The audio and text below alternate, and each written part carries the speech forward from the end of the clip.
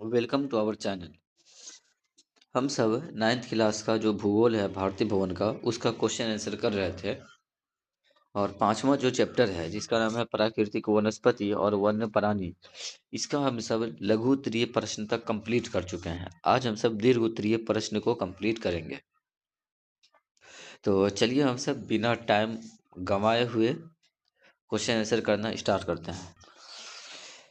पहला क्वेश्चन है दीर्घ उत्तरीय का, भारतीय वनों की विभिन्न पेटियों का वर्णन करें।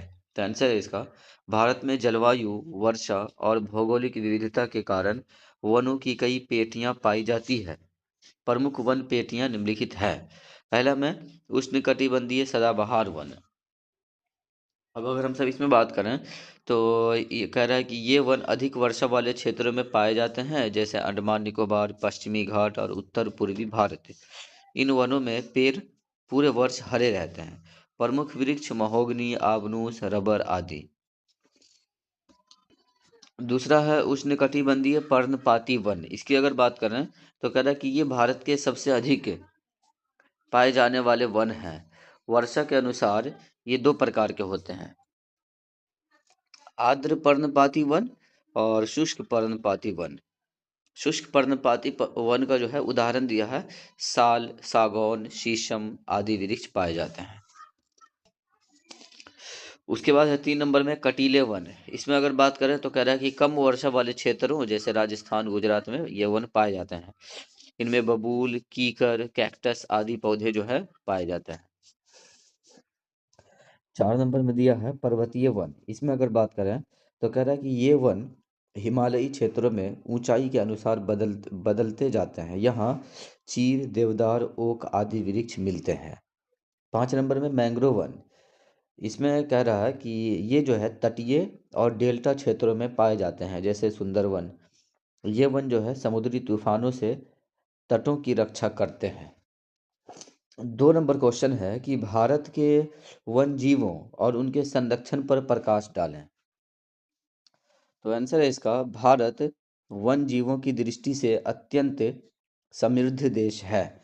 यहाँ शेर, बाघ, हाथी, गेंडा, हिरन, मोर आदि अनेक जीव पाए जाते हैं। ये जीव प्राकृतिक संतुलन बनाए रखने में महत्वपूर्ण भूमिका निभाते हैं।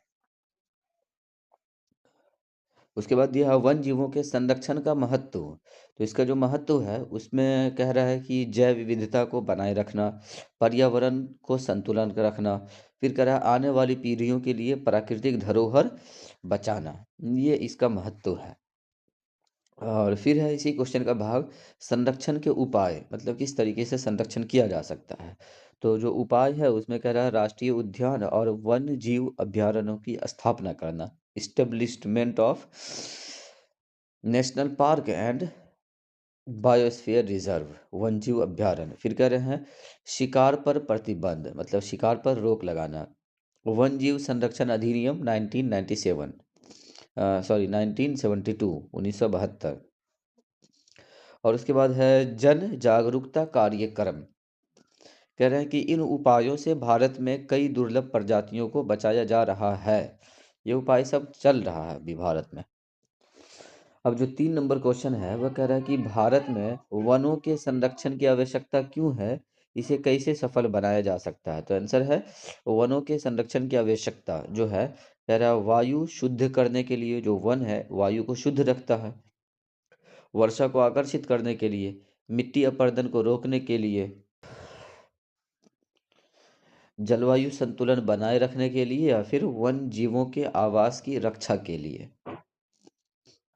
उसके बाद है फिर कि वन संरक्षण को सफल बनाने के उपाय, मतलब वन संरक्षण को कैसे सफल बनाया जा सकता है।